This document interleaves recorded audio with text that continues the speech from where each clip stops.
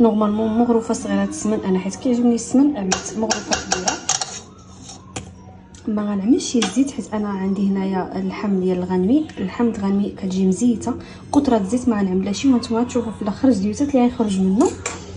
وهنايا ديك الكاس ديال